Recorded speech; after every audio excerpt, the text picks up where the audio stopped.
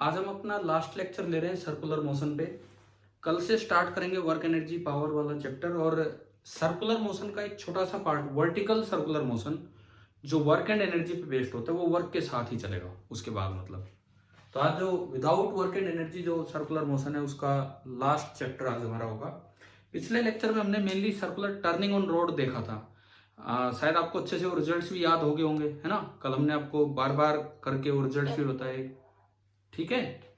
अब इसमें आते हैं एक नई टर्म जो हो सकता है आपने पीछे कभी पढ़ी भी हो किसी क्लास में इस तरह से, सेंट्रीफ्यूगल फोर्स। वर्ड सुना है centrifugal force? Yes sir, class 9th में। तो सेंट्रीपिटल तो हम अभी तक यूज करते आए हैं, सेंट्रीपिटल फोर्स तो हमने यूज किया। सेंट्रीफ्यूगल फोर्स ये वर्ड हमने अभी तक यूज नहीं किया है इस सर्कुलर मोशन चैप्टर में। तो अब हम ये सीखें कि सेंट्रीफ्यूगल फोर्स होता क्या है। देखो सपोज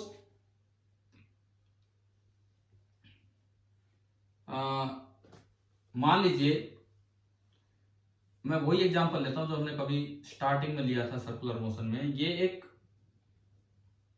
प्लेट है, एक रफ प्लेट है और इसके ऊपर एक ब्लॉक रखा हुआ है। इस रफ प्लेट पे एक ब्लॉक रखा हुआ है यूं यूं, और वो स्लिप नहीं कर रहा है। वो स्लिप नहीं कर रहा है कब? जब आप इसको घुमा रहे हैं विद एंगुलर स्पीड ओमेगा, इस तरह से। वो स्लिप नहीं कर रहा है जब आप इसको घुमा रहे हैं विद एंगुलर स्पीड ओमेगा, बिल्कुल इस तरीके से। और ये लेंथ मान लीजिए r है, मास इसका है m, और ये रफ सरफेस है। इस तरह का अरेंजमेंट दिया गया। सबसे पहले मैंने एक ऑब्जर्वर लिया, this observer at rest on ground. ये ऑब्जर्वर ग्राउंड पे है और रेस्ट पे है। तो बताएं ये इनर्शियल ऑब्जर्वर है, इनर्शियल फ्रेम है कि नॉन इनर्शियल है? कैसा है ये? पीछे पढ़ा है ना हमने इनर्शियल एंड नॉन इनर्शियल चीजें। तो ये ऑब्जर्वर क्या? Inertial. It is assume to be inertial. ये जो फ्रेम होता है ये हम मानते हैं it is assume to be inertial, ताकि आप न्यूटन्स लॉ लगा सकें। अच्छा ठीक है, मान लो ओमेगा यूनिफॉर्म है, कांस्टेंट ओमेगा से ये घूम रहा है। अब अगर मैं इसका फ्री बॉडी डायग्राम बनाऊं, इस ब्लॉक का फ्री बॉडी डायग्राम, तो इस पे नीचे लग रहा होगा वेट mg, ऊपर लग रहा होगा नॉर्मल रिएक्शन। और ये ब्लॉक जैसे ही भागना चाहेगा, बाहर गिरना चाहेगा, कौन नहीं गिरने दे रहा है इसे? कौन सा फोर्स है जो इसको रोक के रख रहा है? टेंशन किसकी आ गई? क्या मैंने इसको रस्सी से बांधा है? फ्रिक्शन। टेंशन नहीं, फ्रिक्शन। एक फ्रिक्शन फोर्स है जो इसको यहाँ पे रोक के रख रहा है, जिसकी वजह से नहीं जा पा रहा है। कौन सा फ्रिक्शन है? स्टैटिक की काइनेटिक? स्टैटिक। एक स्टैटिक फ्रिक्शन फोर्स इस पे लग रहा है यूं, और इसमें एक एक्सेलरेशन है। टेंजेंशियल एक्सेलरेशन तो नहीं है, लेकिन ये घूम रहा है तो इसमें एक सेंट्रीपिटल एक्सेलरेशन है। अंदर की तरफ एक एक्सेलरेशन होगी सेंटर की तरफ, एंड वो होगी ओमेगा स्क्वायर r। अच्छा मैं इस फ्रेम की बात करता हूं, ऑब्जर्वर ए। तो ऑब्जर्वर ए के लिए मैंने एफबीडी बना दिया। तो फॉर ए अगर आप न्यूटन्स लॉ सेकंड लगाएं, न्यूटन्स लॉ सेकंड, तो वर्टिकली तो कोई एक्सेलरेशन है नहीं। वर्टिकली कोई एक्सेलरेशन नहीं है तो इट मींस इस पे नेट फोर्स जीरो होना चाहिए। वर्टिकली कोई एक्सेलरेशन नहीं है तो नेट फोर्स जीरो, तो n बराबर mg। एक इक्वेशन तो ये बनी।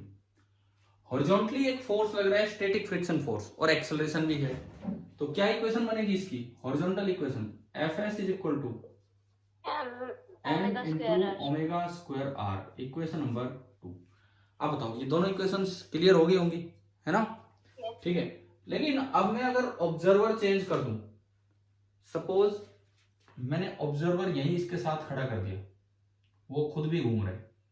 मैंने एक ऑब्जर्वर बिल्कुल इस ब्लॉक के साथ अटैच कर दिया, यहाँ इस प्लैंक पे ही खड़ा है, इस पट्टे पे खड़ा है, और ये है ऑब्जर्वर बी, और ये ब्लॉक के साथ साथ खुद घूमे जा रहे हैं। तो अगर वो सर्कल में घूम रहा है तो उसकी खुद की भी एक्सेलरेशन होगी ओमेगा स्क्वायर r अंदर की तरफ, होगी कि नहीं होगी बताओ? ऑब्जर्वर की तो वो इनर्शियल ऑब्जर्वर हुआ कि नॉन इनर्शियल, जब उसमें एक्सेलरेशन आ गई है तो नॉन इनर्शियल। Non inertial. अब मैं बी की बात करूं तो बी एक नॉन इनर्शियल ऑब्जर्वर है।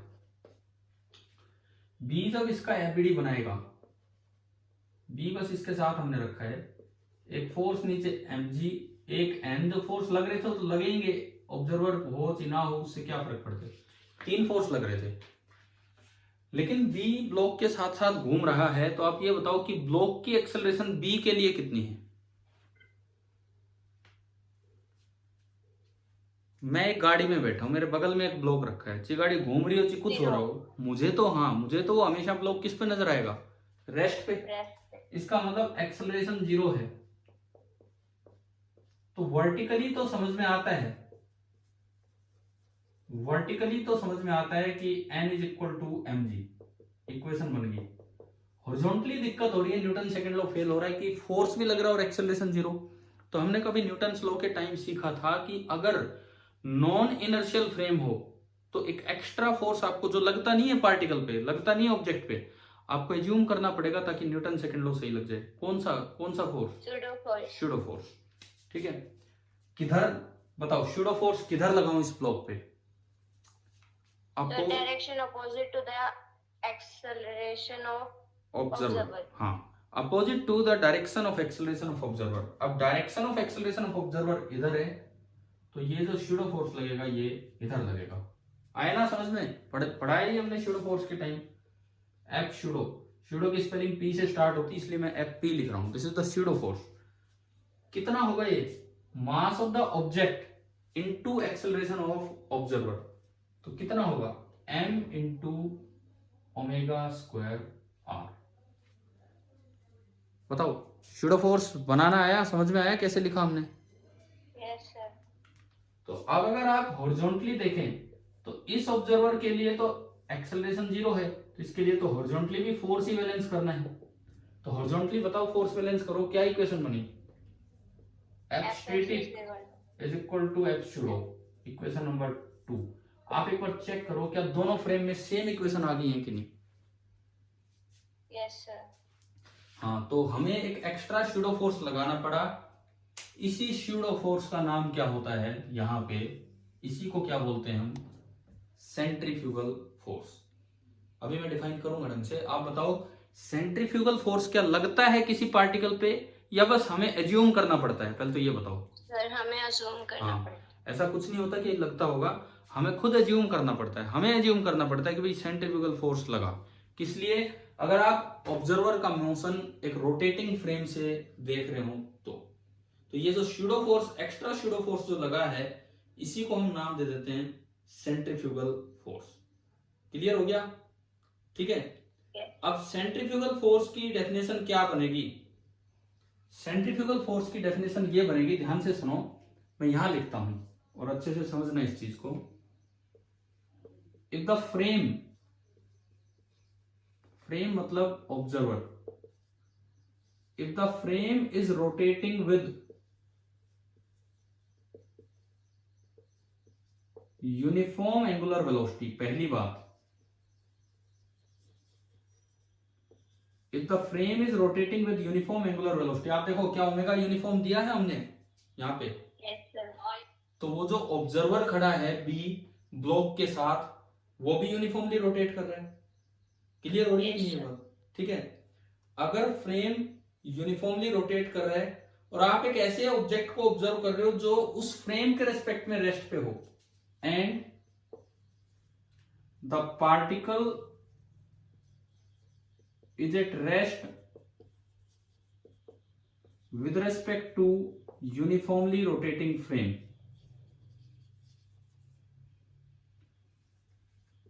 is at rest with respect to uniformly rotating frame। आप चेक करो क्या ये दोनों कंडीशंस यहां सेटिस्फाई हो रही हैं क्या?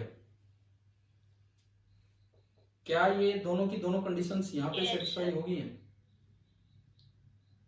ठीक है भाई, ये ऑब्जर्वर है, ये यूनिफॉर्मली रोटेट कर रहा है और इसके रेस्पेक्ट में रेस्ट पे है।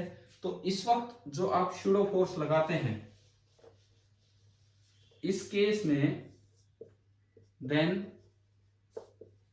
The pseudo force then the pseudo force assumed to be acting on the particle is centrifugal force। तो बताओ ये सेंट्रीफ्यूगल फोर्स ढंग से समझ में आया क्या होता है क्या नहीं होता है? Yes, sir. देखो मैंने लास्ट में जाके इसको डिफाइन किया, शुरू में मैं करता पता नहीं लगता है क्या हो रहा है क्या नहीं हो रहा है। आपने इस एग्जांपल में देखा ओमेगा यूनिफॉर्म लिया, ओमेगा यूनिफॉर्म लिया तो ये फ्रेम बी ये भी यूनिफॉर्मली रोटेट कर रहा है, और वो वाला केस लिया जैसे जब इस ऑब्जर्वर के रेस्पेक्ट में ये ब्लॉक रेस्ट पे है जिसको ये ऑब्जर्व कर रहे हैं, तो उस समय एक ही सफिशिएंट सेंट्रीफ्यूगल एक ही सफिशिएंट स्यूडो फोर्स है जो न्यूटन लॉ सही लगवा देगा, और उस फोर्स को बोलते हैं सेंट्रीफ्यूगल फोर्स। तो अगर कोई चीज रिवॉल्व कर रही है तो centrifugal force generally towards the centre बनता है कि away from the centre. So please repeat करना। जैसे यही वाला केस है, ये ब्लॉक रिवॉल्व कर रहा है, इस पे जो सेंट्रीफ्यूगल फोर्स बना वो टुवर्ड्स द सेंटर बनता है कि अवे फ्रॉम द सेंटर बना है यहाँ पे अवे। अवे। और सेंट्रीपिटल फोर्स किसे बोलते हैं जो किधर लगता है? Towards the centre. तो क्या ये दोनों फोर्स हमेशा कैंसिल आउट होते हैं, सेंट्रीपिटल और सेंट्रीफ्यूगल? देखो इसमें हमने देखा सेंट्रीपिटल फोर्स है फ्रिक्शन, इसमें देखा सेंट्रीफ्यूगल फोर्स है ये, और ये कैंसिल आउट हो रहे हैं। तो अगर सेंट्रीपिटल और सेंट्रीफ्यूगल कैंसिल आउट ही हो गए फिर तो नेट फोर्स ही जीरो हो जाएगा टुवर्ड्स द सेंटर। तो इस बात का ध्यान रखें, सेंट्रीफ्यूगल कोई फोर्स नहीं है, ये कभी लगता ही नहीं है, याद रखोगे ना ये बात? ठीक है, केवल एक ही फोर्स लगता है जो सेंट्रीपिटल डायरेक्शन में होता है। सेंट्रीफ्यूगल तो मजबूरी बस हमें लगाना पड़ता है ताकि न्यूटन्स लॉ से वो चीज समझ में आ जाए। बताइए सेंट्रीफ्यूगल फोर्स क्लियर हुआ क्या है क्या नहीं है? ठीक है, एक क्वेश्चन लेते हैं ताकि हम ये सेंट्रीफ्यूगल फोर्स वाला कॉन्सेप्ट समझें कि कैसे अप्लाई करना है।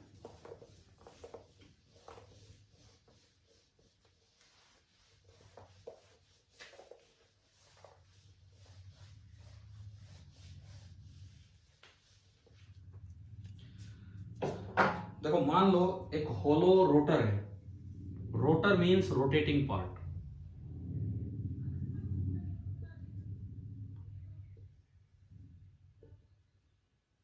This is a hollow rotor.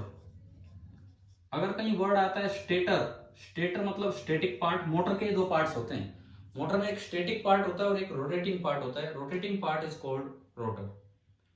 और एक आदमी है इस रोटर के साथ, बिल्कुल एक दीवार के साथ खड़ा है, समझ गए हो?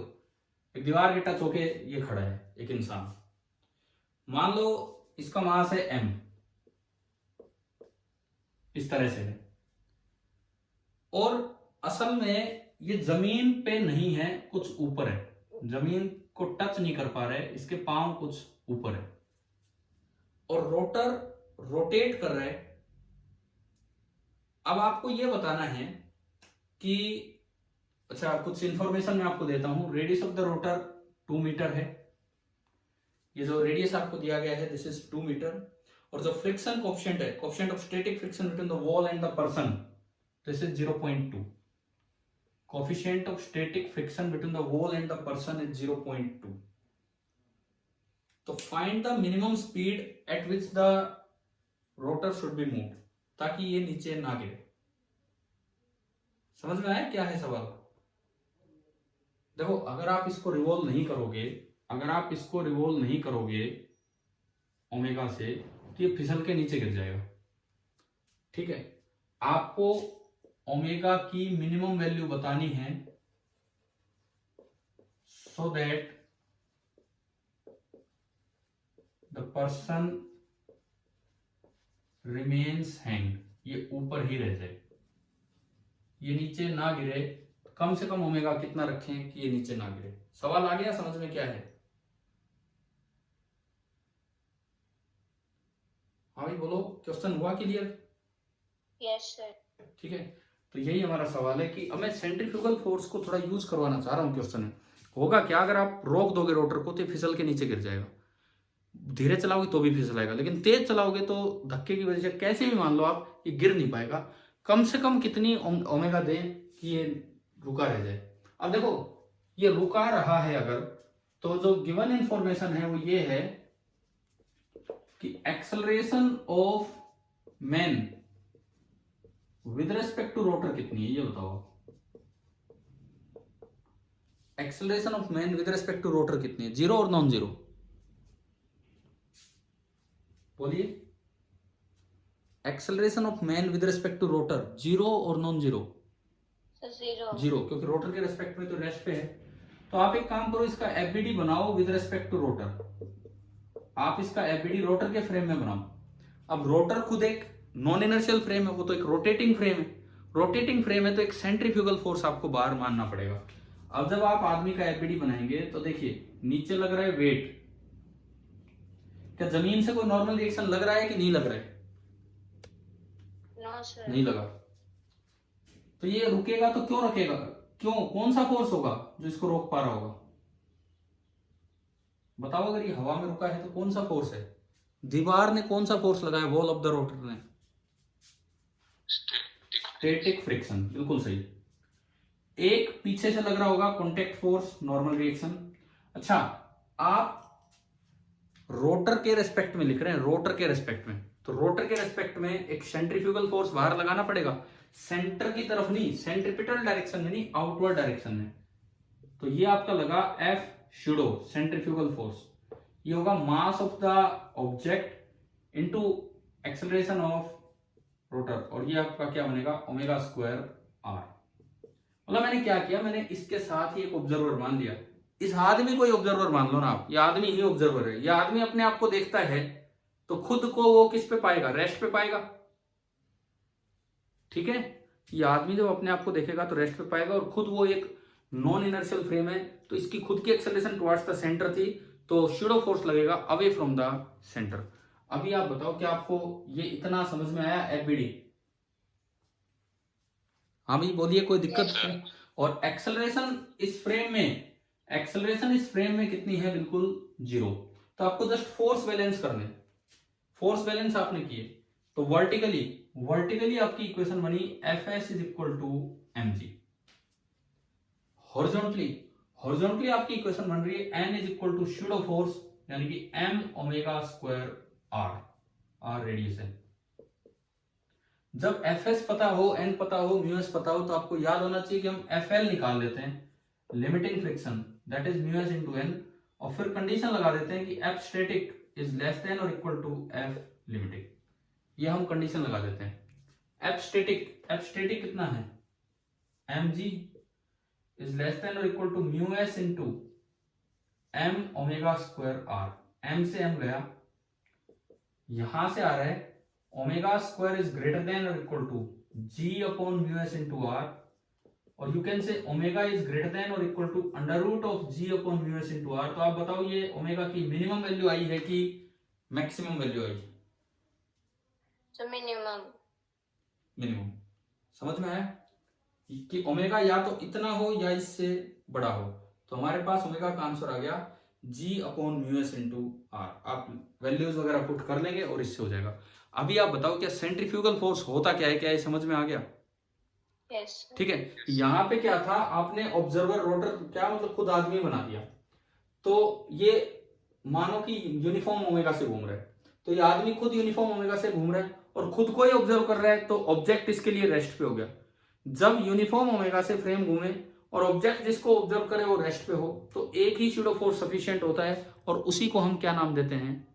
Centrifugal force. तो बताइए सेंट्रीफ्यूगल फोर्स क्लियर हुआ कि नहीं? क्या होता है क्या नहीं? ठीक है, एक और एग्जांपल मैं देता हूं सेंट्रीफ्यूगल फोर्स की तरह देखने का। आप ग्राउंड के फ्रेम में देखेंगे तो कभी भी ये नहीं लगेगा, ये बात ध्यान रखें, लगता ही नहीं है। ये तो एक एज्यूम करना पड़ता है मैथमेटिकली, ऐसा कोई फोर्स लगता नहीं है। जैसे मान लीजिए एक ये कोई बॉल है, उसी तरह का एक हेमिस्फेरिकल बॉल, ये अरेंजमेंट है, ये ग्राउंड पे रखा हुआ है सिंपली, और यहां पे कोई पार्टिकल इसके अंदर है कि अगर मैं पार्टिकल को इसके सेंटर से ज्वाइन करूं तो जो वर्टिकल लाइन है, वर्टिकल लाइन से इस रेडियल लाइन ने एंगल बना रखा है थीटा। ये मैंने कोई भी एक पार्टिकल रख दिया यहां इसके अंदर जिसका मास है m मास के पार्टिकल को यहां पे रखा हुआ है, लेकिन इस बार फ्रिक्शन नहीं है, इस बार ये जो सरफेस है दिस इज स्मूथ। पिछले केस में इस केस में फर्क समझ में आ गया होगा, सरफेस आपको स्मूथ दी है, तो आपको बताना है find the angular speed at which the ball is rotating if the particle is at rest with respect to ball. अब यहां मिनिमम या मैक्सिमम की बात नहीं आ रही है। एक बात मैं आपको क्लियर करूं, कल बैंक्ड रफ रोड लिया वो बात की बात है, क्या पहले बैंक स्मूथ रोड लिया था हमने?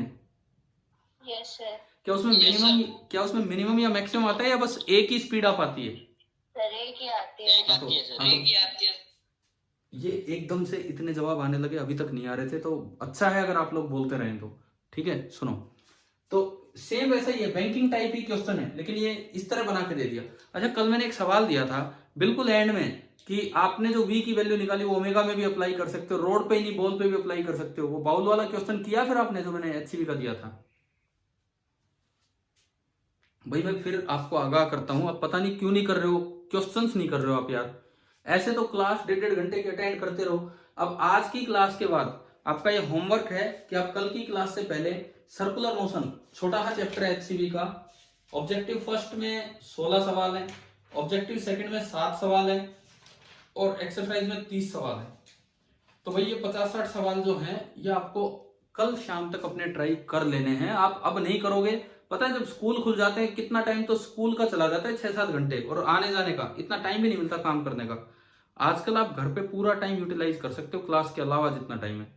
तो प्लीज ये काम कीजिए, सर्कुलर मोशन वाला चैप्टर HCV से कल तक कंप्लीट कीजिए। एक बार करोगे ढंग से तो समझ में आएंगी चीजें। ठीक है, चलिए हम इस क्वेश्चन पे आते हैं। तो आपको ये बताना है कि बॉल को कितने ओमेगा से घुमाया जा रहा है ताकि ये जो पार्टिकल है this is at rest with respect to ball. तो फिर वही बात है, बॉल के रेस्पेक्ट में रेस्ट पे है, तो बॉल के रेस्पेक्ट में इसकी एक्सेलरेशन कितनी है? 0। तो आपको फिर से फ्रेम बॉल को मानना चाहिए, और वो एक रोटेटिंग यूनिफॉर्मली रोटेटिंग फ्रेम है, तो एक एक्स्ट्रा शूडो फोर्स लग जाएगा, कौन सा? सेंट्रीफ्यूगल। समझ गए हो? ऐसे किसी भी केस में ना आप खुद उसी ऑब्जेक्ट को ही फ्रेम बना दिया करो, let the particle is frame, यही फ्रेम है। उसका फायदा क्या होता है? उसका फायदा ये खुद के रेस्पेक्ट में, एक तो यूनिफॉर्मली घूम रहा है और खुद के रेस्पेक्ट में वो हमेशा किस पे रहेगा? रेस्ट पे। तो यूनिफॉर्मली तो घूम रहा है वो तो क्वेश्चन में दिया, और खुद के रेस्पेक्ट में रेस्ट पे, तो हमारी दोनों कंडीशन सेटिस्फाई हो रही है। अब बनाओ इसका एपीडी इस फ्रेम में, मैं चाहूं तो इसी डायग्राम में ही बना दूं। बताओ क्या बनेगा? नीचे mg towards the centre normal reaction, और बताओ एक एक्स्ट्रा फोर्स तो रहेगा। इस पार्टिकल की खुद की एक्सेलरेशन थी टुवर्ड्स द सेंटर, ये इधर, तो शूडो फोर्स बाहर की तरफ लगेगा खुद पे ही, और वो लगेगा m ओमेगा स्क्वायर इंटू ये रेडियस कितना है इसके सर्कल का रेडियस, मान लो बॉल का रेडियस r है, सपोज कीजिए, हो सकता है मैं देना भूल गया हूं, बॉल का रेडियस r है, तो बताओ इसका ये रेडियस कितना होगा? भाई ये वाली लेंथ तो होगी r cos थीटा, और ये वाली लेंथ कितनी हो जाएगी? r sin theta. आया ना समझ में? तो ये जो शूडो फोर्स लगेगा that is m omega square into r sin theta. अभी बताओ एफबीडी पूरा क्लियर हुआ? ठीक है, यस सर। अब देखो ये जो ऑब्जर्वर है खुद को ऑब्जर्व कर रहा है, तो ये रेस्ट पे है, तो एक्सेलरेशन 0, तो केवल फोर्स बैलेंस करने। तो अब क्या करो, n के टुकड़े कर दो, ये थीटा तो ये भी थीटा, तो n का ये वाला कंपोनेंट क्या होगा? n cos थीटा, और n का अंदर की तरफ जो कंपोनेंट होगा this will be n sin theta. समझ पा रहे हो? मैं लिख तो छोटा ही रहा हूं, समझ पा रहे होंगे आपकी क्या लिखा है, क्या बोल रहा हूं? Yes sir. ठीक है, तो इक्वेशन देखो, vertical force balance mg is equal to n cos theta। हाँ, और हॉरिजॉन्टल फोर्स बैलेंस क्योंकि खुद के रिस्पेक्ट में रेस्ट पे है, n sin theta is equal to m omega square r into sine theta. ठीक है, ये साइन से साइन तो कट ही गया, ये तो कैंसिल ही हो गया। हमें क्या चाहिए? ओमेगा निकालना है। आप ओमेगा निकालना चाहते हो, डिवाइड कर दो, इससे उसको डिवाइड कर दो, तो इससे उसको डिवाइड करोगे तो उधर तो बचेगा ओमेगा स्क्वायर r बाई जी, और इधर बचेगा 1 अपॉन कोस थीटा, तो यहां से ओमेगा स्क्वायर आ गया G upon R cos theta and omega आ जाएगा इसका अंडर द रूट। हाँ जी बोलिए, क्लियर हुआ ये वाला सवाल? Yes, sir. अब फ्रिक्शन नहीं है यहाँ, तो ये अकेली एंगुलर वेलोसिटी है कि ये यहाँ पे रुका रहे। अगर आप इससे तेज घुमाओगे तो और किसी एंगल पे पहुंच जाएगा ऊपर, इससे धीरे घुमाएंगे तो ये नीचे हो जाएगा। समझ में आया? अगर आप यहाँ पे इसकी ओमेगा और बढ़ाओगे तो और बाहर की तरफ निकलेगा, ऊपर थीटा बढ़ जाएगा, और अगर आप इसको ओमेगा कम करोगे तो ये थोड़ा नीचे की तरफ आएगा। तो बताइए सेंट्रीफ्यूगल फोर्स का क्या यूज है? क्या ये सब चीजें क्लियर हो रही हैं कि नहीं? Yes, sir. ठीक है, अब मैं आपको एक और स्यूडो फोर्स का जिक्र बताता हूं, यहाँ पे उस पे चलते हैं।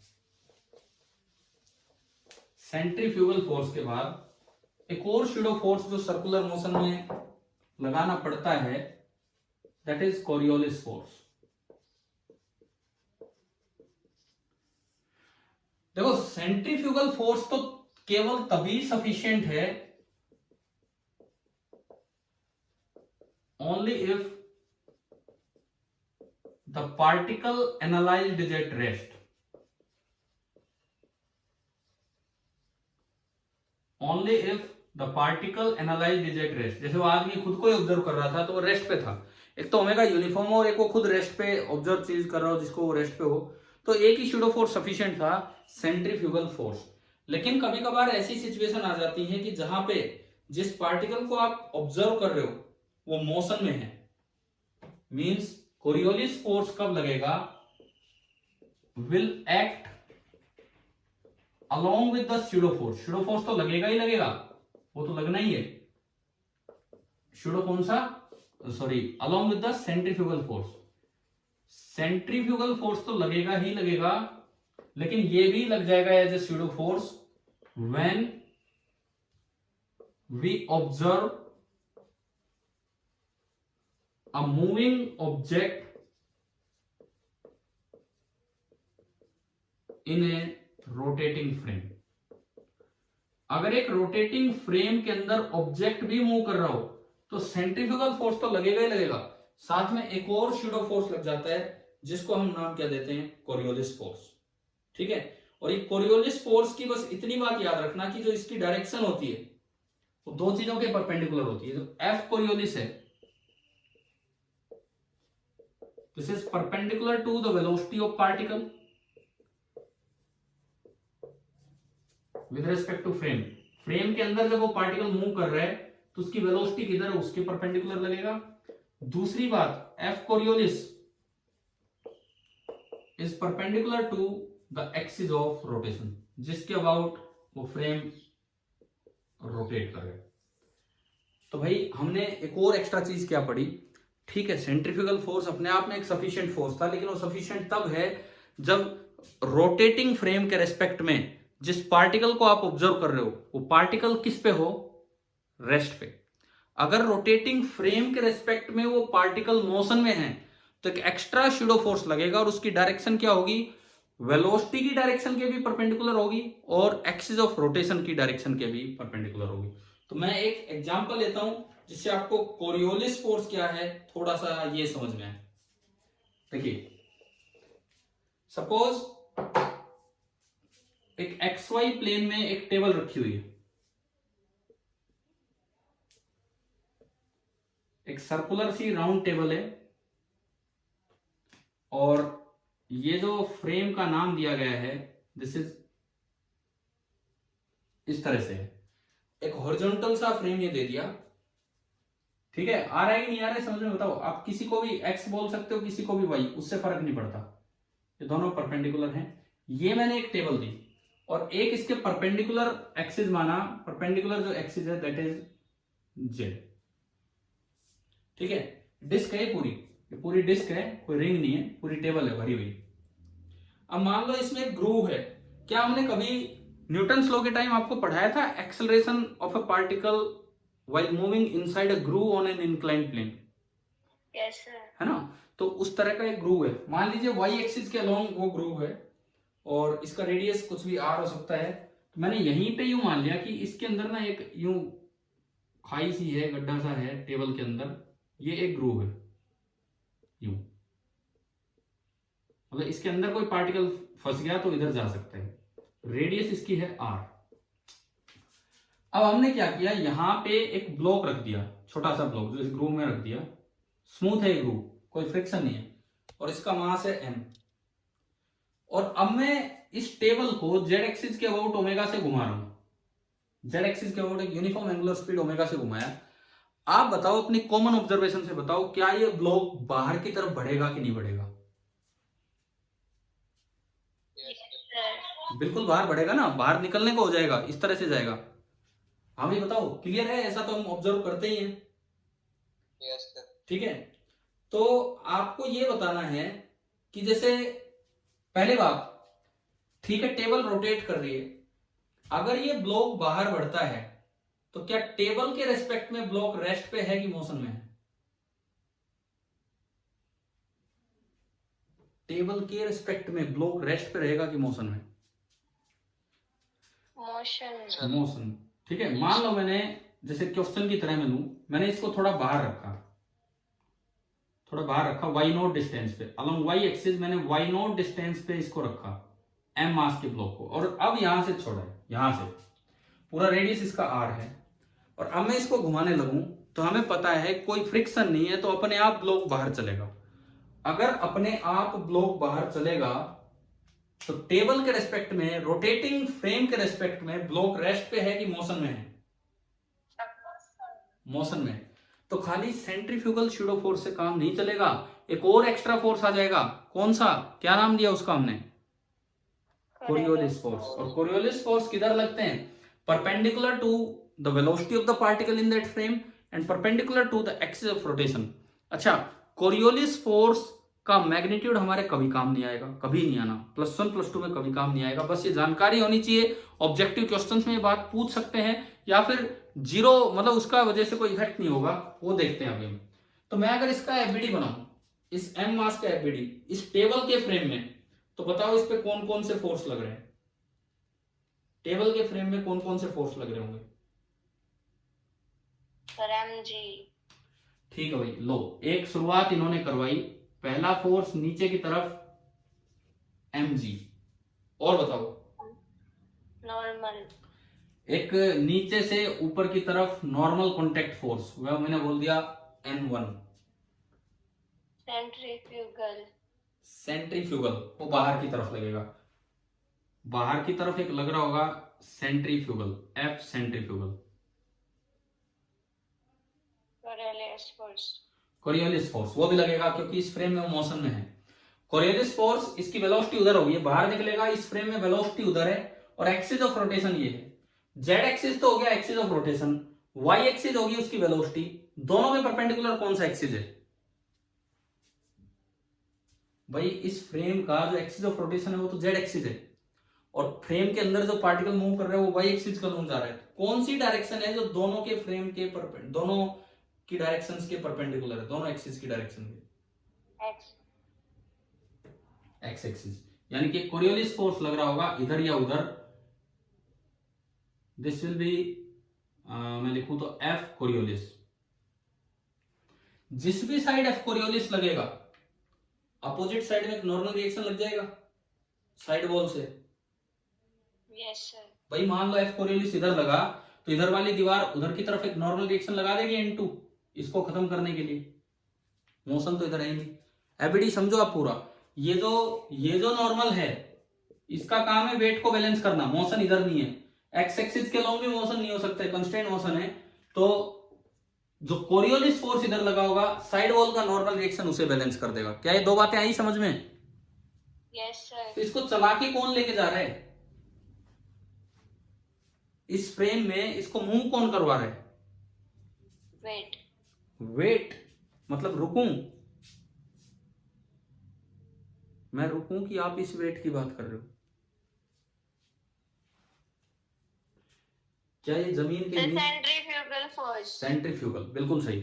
इस फ्रेम में इसके रेस्पेक्ट में जब मैं बात करूं तो जो इसको मूव करवा रहा है बाहर की तरफ वो सेंट्रीफ्यूगल फोर्स करवा रहा है। मतलब इस एक एग्जांपल ने हमें यह भी सिखा दिया कि कोरियोलिस फोर्स होता क्या है, और ठीक है उसकी वजह से कोई दिक्कत भी नहीं आई, उसको बैलेंस करने के लिए नॉर्मल था। मेरा मेन पर्पज ये था कि कोरियोलिस फोर्स आपको समझ में आ जाए। वो क्यों लगा इसमें, क्योंकि इस रोटेटिंग फ्रेम के रिस्पेक्ट में वो रेस्ट पे नहीं था, वो बाहर निकल रहा था किसी वेलोसिटी से। समझ में आ गया कोरियोलिस फोर्स क्या होता है? Yes, sir. ठीक है।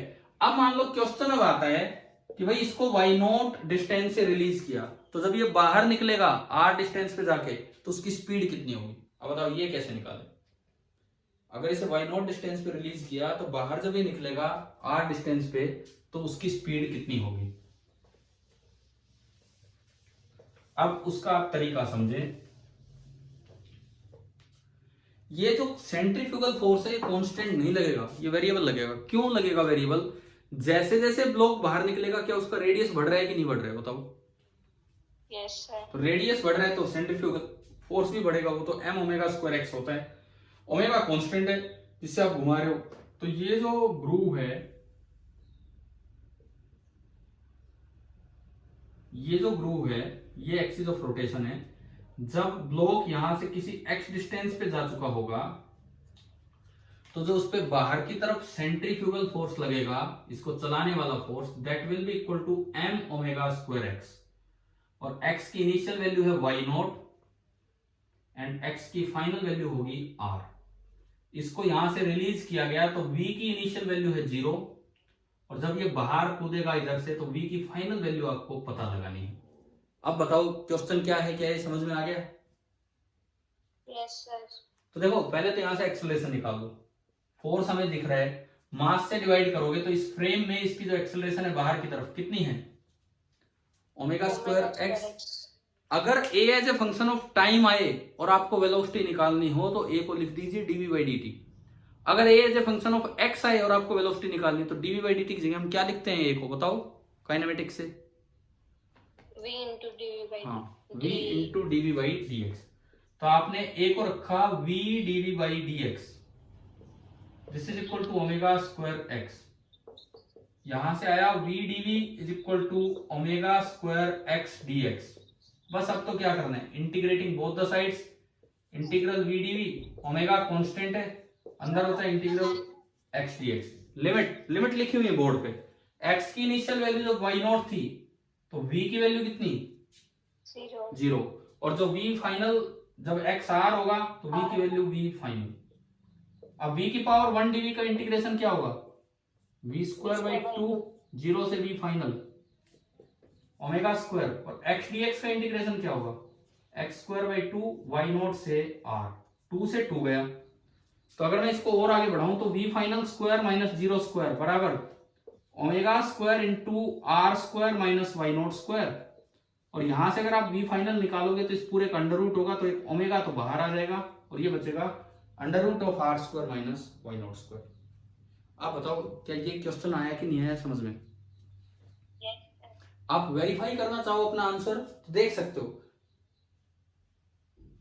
जब r की जगह y0 रखोगे बिल्कुल स्टार्टिंग में तो स्पीड 0 आ रही है, मतलब बिल्कुल स्टार्टिंग में देखोगे तो वहां से रिलीज किया है तो स्पीड 0 है। चलो ये क्वेश्चन सोल्व हुआ, ये एक अलग चीज है, परंतु इस क्वेश्चन का पर्पस ये नहीं था कि हम ये स्पीड निकालें। इस क्वेश्चन का पर्पस कुछ और था कि कोरियोलिस फोर्स भी आपको समझ में आ जाए। अब मैं फिर कहता हूं किसी न्यूमेरिकल में कोरियोलिस फोर्स के मैग्नीट्यूड की जरूरत नहीं पड़ेगी, बस ज्यादा से ज्यादा आपको डायरेक्शंस का अंदाजा होना चाहिए।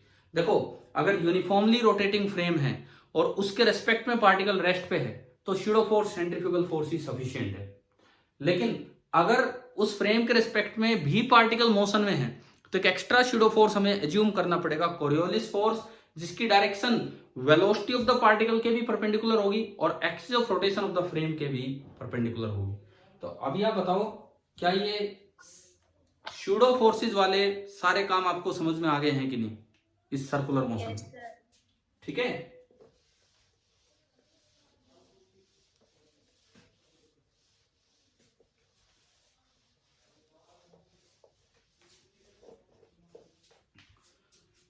अब हम इसके बाद एक दो चीजें और पढ़ते हैं इसमें।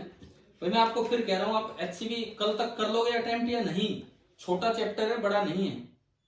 करना है सर। करनी है जरूर, नहीं तो समझ में नहीं आएंगी चीजें क्या है क्या नहीं है। अच्छा अब समझिए, एक फॉर्मूला जो हम याद रखें, डेराइव भी करेंगे। Internal tension generated in A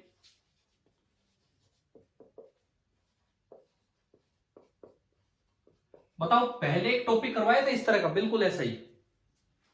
Yes, sir. कौन सा? उसमें क्या रोटेट किया था? एक मेटल की रिंग। Ring. लेकिन यहां हम ले रहे हैं स्ट्रेट रोड, यहां हम लेके चल रहे हैं एक स्ट्रेट रोड।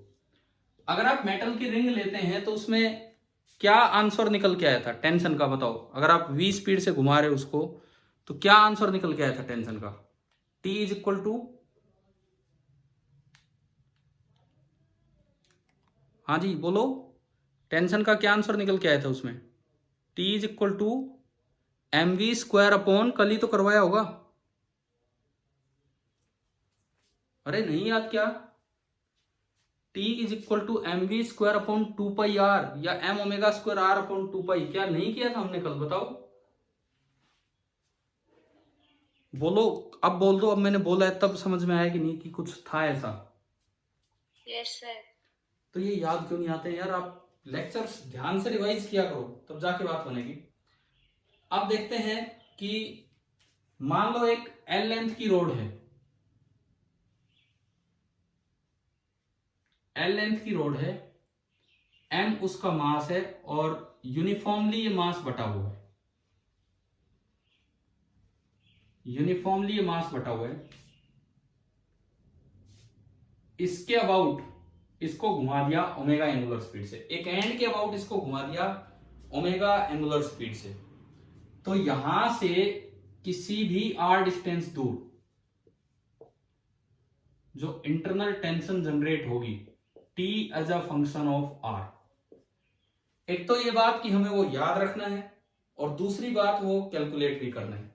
याद तो क्या रखना है? टेंशन का फॉर्मूला याद रखना है कि इस केस में टेंशन होगी m omega square upon 2l into L square minus R square. m omega square upon 2l, किसी भी r डिस्टेंस दूर जो टेंशन होगी वो ये होगी। अब इसमें देखो, जैसे जैसे r बढ़ेगा टेंशन कम होगी। फॉर्मूला दिख रहा है ये कैसा है? जैसे जैसे r बढ़ेगा टेंशन कम होगी। मतलब सुने, r मैक्सिमम एंड पे है, बिल्कुल एंड पे, तो बिल्कुल एंड पे r की वैल्यू l रखोगे तो टेंशन कितनी आ रही है बताओ इस फॉर्मूले से?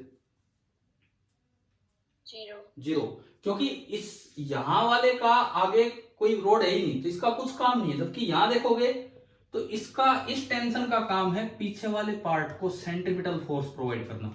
यहां टेंशन सबसे ज्यादा होगी क्योंकि इसकी टेंशन का काम है पूरी रोड को सेंट्रीपिटल फोर्स प्रोवाइड करना। अब देखो ना, r मिनिमम है 0, जब आप r मिनिमम रखोगे तो टेंशन मैक्सिमम आएगी, टेंशन मैक्सिमम आएगी r0 पे।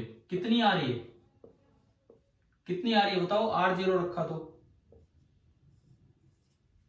आया कि नहीं आया ये? ठीक है। अगर आप टेंशन मिनिमम चाहो तो वो निकलेगी r बराबर l पे। तो r बराबर l पे टेंशन कितनी है? 0।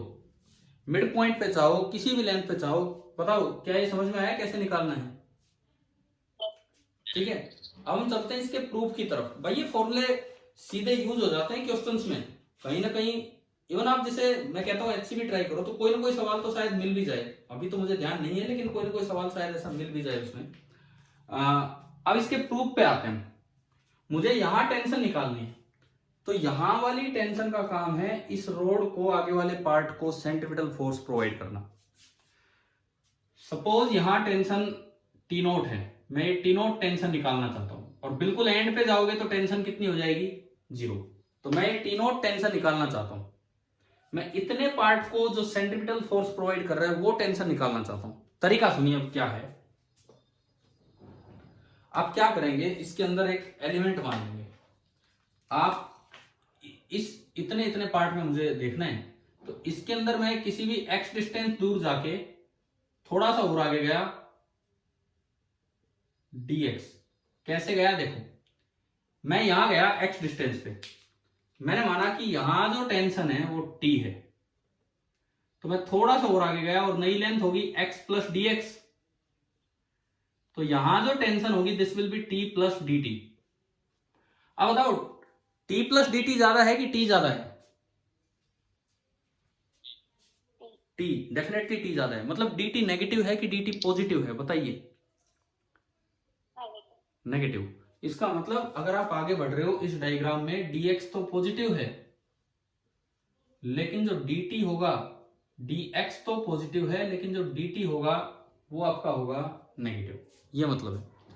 अब अगर मैं इस ग्रीन कलर वाले एलिमेंट का एफबीडी बनाऊं, केवल इस एलिमेंट का एफबीडी हॉरिजॉन्टली, तो इधर वाला पार्ट इसको खींच रहा होगा टी टेंशन से, उधर वाला पार्ट अपनी तरफ खींचेगा लेकिन कम टेंशन से, और वो टेंशन कितनी बोली आपने, T plus dt।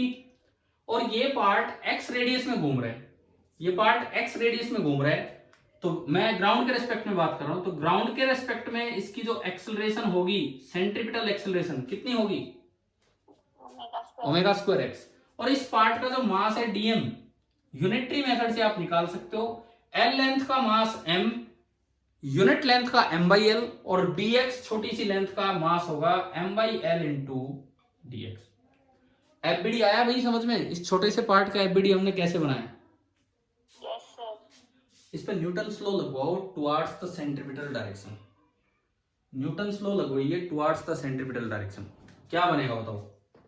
Net force towards the center, जिधर एक्सेलरेशन है, T माइनस बाहर की तरफ है T प्लस dt। आया समझ में कैसे लिखा है? Yes, sir. बच्चे तो यार इसमें ही कंफ्यूज हो जाते हैं, यार ये हो क्या रहा है, T प्लस dt लिख रहे हैं और बड़ा ये बता रहे हैं, तो गड़बड़ वहीं कर आते हैं उसको T माइनस dt लिख के, फिर एक माइनस प्लस की गड़बड़ चलेगी। आप शायद आप लोगों को ये दिक्कत ना हो, कई बार हम पढ़ चुके हैं ये। Net force is equal to mass into acceleration. आ गया समझ में, है ना? T से T कट गया तो ये बचा minus dt is equal to dm आपका है m by L into dx। तो जब आप m by L into dx रखोगे तो बना m by L omega square, और एक dx और एक x पहले वो रहा, तो x dx। अभी आप बताओ कि आपको इक्वेशन बनानी आ गई न्यूटन लॉ की? Yes, sir. Integrating both the sides. अब देखो मुझे चाहिए यहां की टेंशन, कहां की टेंशन, जहां x है r। मुझे यहां की टेंशन चाहिए जहां x है r। तो जब x की वैल्यू r है, x पे लिमिट है, तो टेंशन की वैल्यू t नॉट है। और बिल्कुल एंड में चले जाओ, जब x की वैल्यू l है तो टेंशन कितनी हो जानी है वहां, 0। क्या लिमिट भी लगानी आ गई कि नहीं? कैसे लगाइए? Yes, sir. अब इसमें फिर एक बच्चा गड़बड़ कर जाएगा, लिमिट लगा देगा 0 से r, तो ये तो पार्ट आएगा ही नहीं। समझ गए हो ना? लिमिट अगर 0 से l लगा दी, सॉरी 0 से l, तो ये बीच वाला पार्ट तो आएगा ही नहीं t नॉट वाला। तो ऐसे आपको लिमिट लगानी। इंटीग्रल dt होता है t, लिमिट t नॉट से 0, और बाहर है एक माइनस। देखो ये माइनस हमारी मदद ही कर रहा है। जब आप लिमिट पुट करते थे बनता 0 माइनस टी नॉट, लेकिन बाहर एक और माइनस होने से ये प्लस का टी नॉट हो जाएगा। Yes, sir. ठीक है, इधर देखो m by L constant, omega constant बाहर आ गया, x dx का इंटीग्रेशन क्या होगा, एक्स स्क्वायर बाई 2 r से l। और अब आप चेक करो ये साइड क्या बनी बताओ, T naught. T not. ये वो टी नॉट है जो हम यहां बोल रहे हैं, तो ये साइड तो बनी टी नॉट। उधर देखो m ओमेगा स्क्वायर बाई 2 और l ये रहा। अंदर जब आप लिमिट पुट करोगे तो बचेगा l square minus r square. अब बताइए क्या ये समझ में आ गया कि नहीं आया? Yes, sir. ठीक है, तो इस तरीके से आपको ये फॉर्मूला भी याद रखना है, जरूर याद रखना है ये फॉर्मूला। जैसे मान लो किसी क्वेश्चन में आ जाए, क्योंकि बार बार हम इतना काम थोड़ी करेंगे, अब फॉर्मूला याद कर लेंगे। क्वेश्चन आ जाए कि जो फिक्स एंड है वहां से l/4 डिस्टेंस पे टेंशन कितनी होगी, ये आ जाए, मिटा दो, ये हो गया। हाँ भाई आ गया ये समझ में? एक मिनट रुक जाओ। ठीक है ठीक है एक मिनट। ठीक है। तो तब तक बाकी बच्चे इस सवाल का जवाब दो कि रिजिड एंड से l/4 डिस्टेंस दूर टेंशन कितनी होगी। रिजिड एंड से l/4 डिस्टेंस दूर टेंशन कितनी होगी, इस बात का जवाब दीजिए।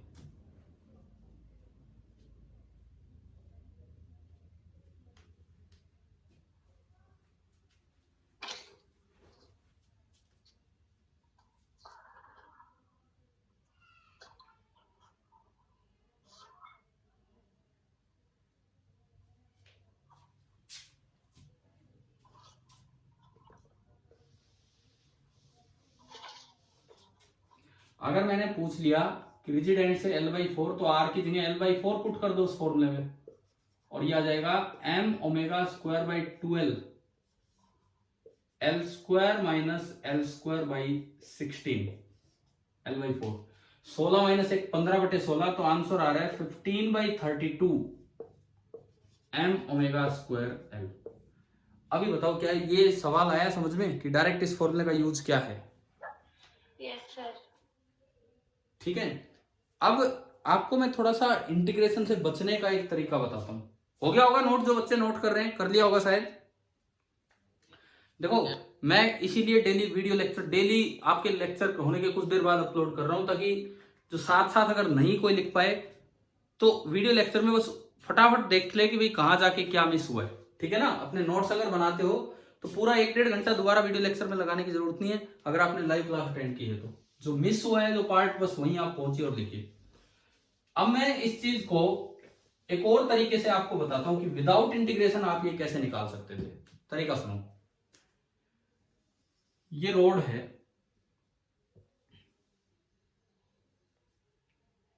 और इस रोड को इसके अबाउट घुमाया जा रहा है विद एंगुलर स्पीड ओमेगा, और मुझे यहां से r डिस्टेंस दूर टेंशन चाहिए कितनी है।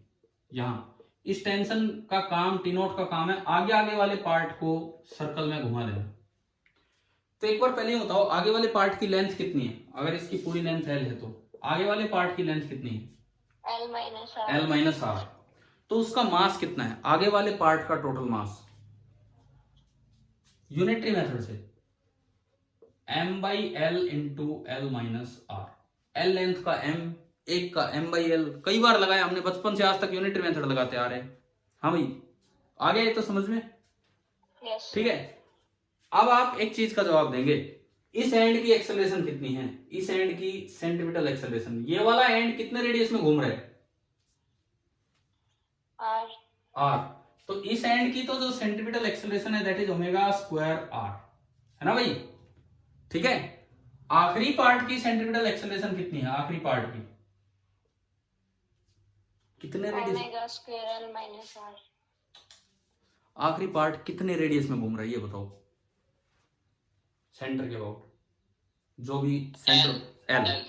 तो जब L रेडियस में घूम रहा है तो उसकी सेंटीमीटर एक्सेलरेशन कितनी होगी? Omega square L। Omega square L। अब ये सेंट्रिपिटल एक्सेलरेशन का फॉर्मूला ऐसा है कि A is equal to omega square x, यानी कि A is directly proportional to x। जब भी लीनियर वेरिएशन होता है तो एवरेज एक्सेलरेशन आप डायरेक्ट लिख सकते हो A इनिशियल मतलब x बराबर r पे, प्लस A फाइनल मतलब x बराबर l पे, डिवाइडेड बाई 2।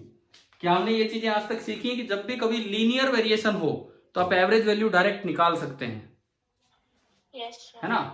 तो x बराबर r पे ये रहा, l पे ये रहा, तो जो एवरेज ये आया इस पार्ट का ओमेगा स्क्वायर बाई 2 तो कॉमन आ जाएगा और ऊपर बचेगा l प्लस r।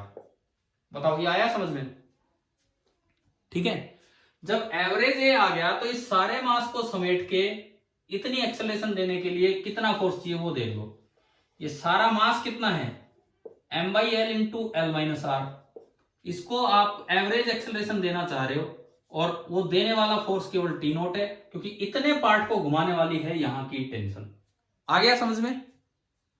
यस। देखो पिछला जो अभी तरीका बताया वो ज्यादा अच्छा तरीका था, लेकिन ये शॉर्ट तरीका है, आपको इंटीग्रेशन पे नहीं जाना पड़ेगा, लेकिन ये तभी वैलिड जब लीनियर वेरिएशन हो। तो लगा दो Newton's law, T nought is equal to mass है m/l into l minus r into average acceleration omega square by 2 into l plus r। अब देखो m ओमेगा स्क्वायर बाई 12 तो हमने अलग कर लिया, और ये बताओ l minus r l plus r क्या बचा? L square minus R। l square minus r square, वही सेम फॉर्मूला आ गया। तो ये भी एक तरीका आपकी समझ में आना चाहिए कि भाई किस तरह से हमने बताया। अभी बताओ क्या इंटरनल टेंशन वाला ये काम बिल्कुल क्लियर हो गया? यस। ठीक है, उस दिन हमने रोटेटिंग रिंग में सीखा, आज रोटेटिंग रोड में सीखा कि भाई किस तरह से इंटरनल टेंशन निकालनी होती है।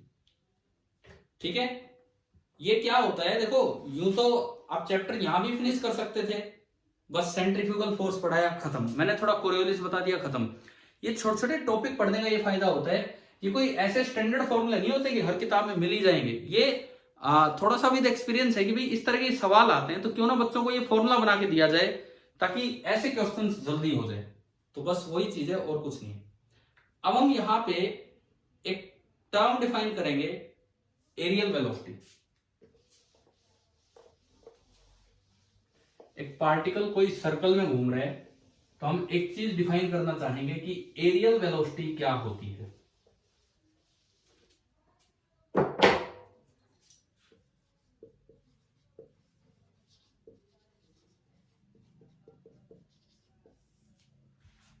कोई भी पार्टिकल किसी भी सर्कल में घूम रहा होगा तो सेंटर के अबाउट उसकी एरियल वेलोसिटी क्या होगी। देखो इसका तरीका सुनो। आर इस सर्कल का रेडियस है, v इसकी वेलोसिटी है।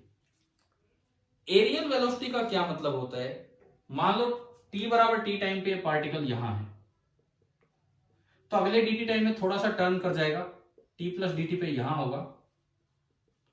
सपोज ये यहां आ गया, इसका जो रेडियस वेक्टर है उसने कुछ एंगल कवर किया डी थीटा और इसने कुछ एरिया स्वीप कर दिया, एक झाड़ू है जैसे, और उसने एक एरिया कवर कर दिया डी ए। तो एरियल वेलोसिटी का मतलब होता है area swept per unit time. तो यहां पे अगर मैं एरियल वेलोसिटी बताना चाहूं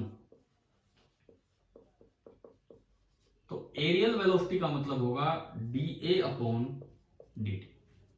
एरियल वेलोसिटी क्या टर्म है, क्या ये समझ में आ गया कि नहीं? Yes sir. ठीक है।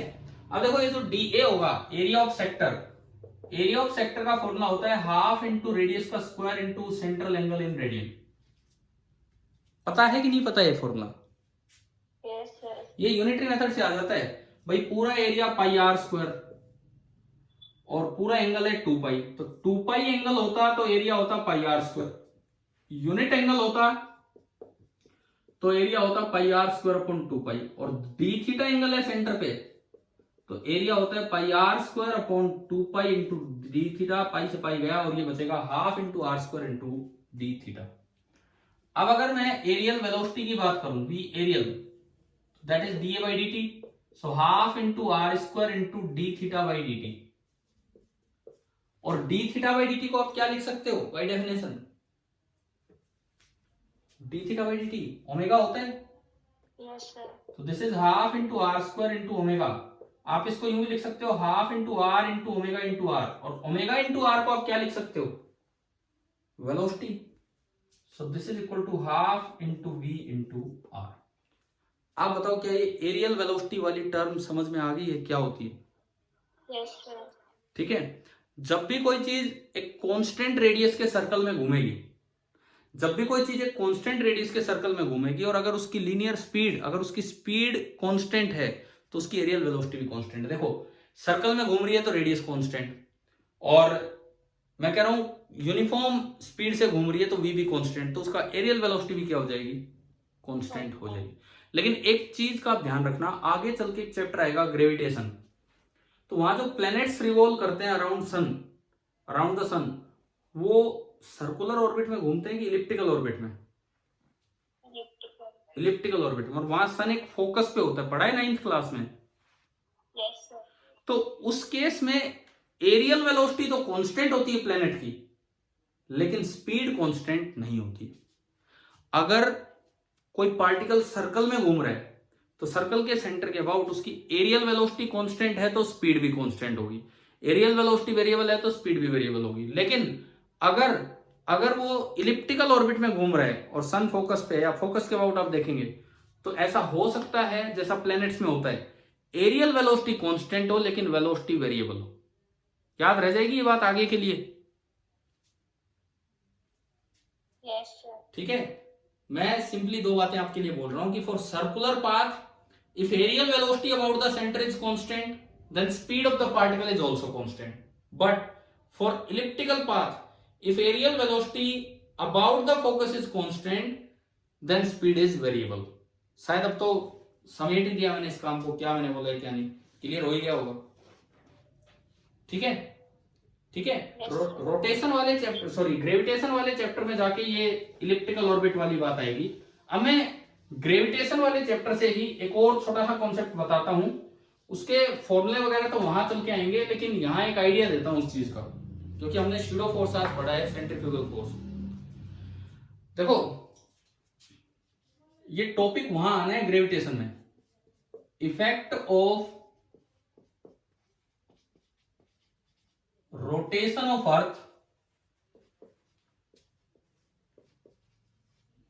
On the value of G. भाई 9th क्लास में शायद पढ़ा हो, हाइट के साथ जी कम होता है अर्थ सरफेस से, डेप्थ के साथ जी कम होता है अर्थ सरफेस पे। तो क्योंकि धरती घूम रही है इसलिए भी हम एग्जैक्ट जी की वैल्यू अनुभव नहीं कर पाते, हम उससे कुछ कम ही वैल्यू अनुभव कर पाते हैं। ये है effect of rotation of earth on the value of G. अब कई बार इसका सवाल यहां भी आ जाता है इस चैप्टर में, बाकी डिटेल में टॉपिक आता है ग्रेविटेशन में, तो कहीं यहां सवाल ना आ जाए इसलिए मैं एक थोड़ा सा आइडिया आपको दे रहा हूं कि क्या है। सुनिए, ये हमारी अर्थ है,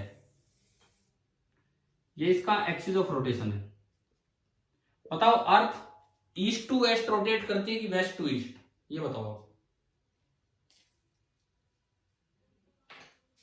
या नॉनसेंस सवाल है, बोले अगर ईस्ट टू वेस्ट करेगी तो वेस्ट टू ईस्ट भी करेगी, बताओ क्या आंसर है।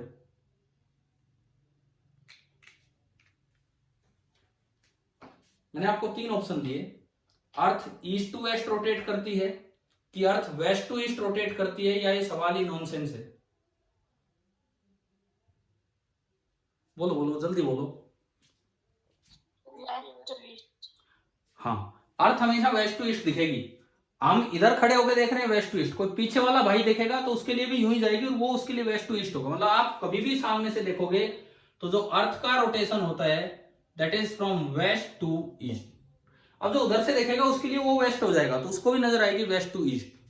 मान लो अर्थ ऐसे घूम रही है with some angular velocity omega, तो देखो धरती पे ना ये इक्वेटोरियल लाइन होती है, बिल्कुल बीच में लार्जेस्ट सर्कल जो होता है वो इक्वेटोरियल लाइन होती है, और किसी भी पॉइंट की एक पोजीशन होती है जिसे लेटिट्यूड बोलते हैं और लैम्डा से डिनोट करते हैं।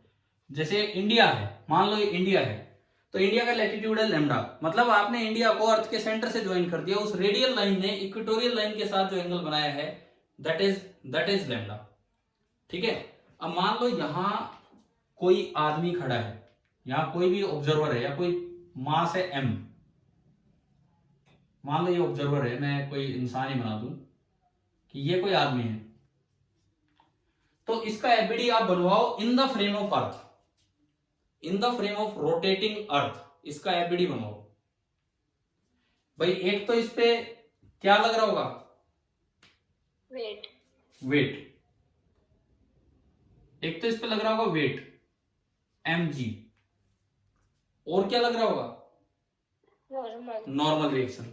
अब मैं क्या बोलूंगा आपसे, हमें निकालना है कि इसको g की वैल्यू कितनी महसूस होगी, तो इसको वेट कितना महसूस होगा। इस वेट के अलावा ये एक सर्कल में घूम रहा है, क्या धरती के साथ साथ ये घूमता नहीं जा रहा है एक सर्कल में, क्योंकि अर्थ रोटेट कर रही है। Yes sir. और अगर अर्थ का रेडियस r है तो इसके सर्कल का रेडियस होगा ये लैम्डा, तो ये भी लैम्डा, r कोस लैम्डा।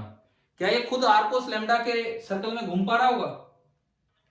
ठीक है, ये खुद अगर अपने आप को ऑब्जर्व करेगा तो एक सेंट्रीफ्यूगल फोर्स इस पे बाहर की तरफ लगेगा, and that centrifugal force will be m into omega square r की बजाय क्या आएगा, r कोस लैम्डा। बताओ क्या ये दो बातें समझ में आई क्या?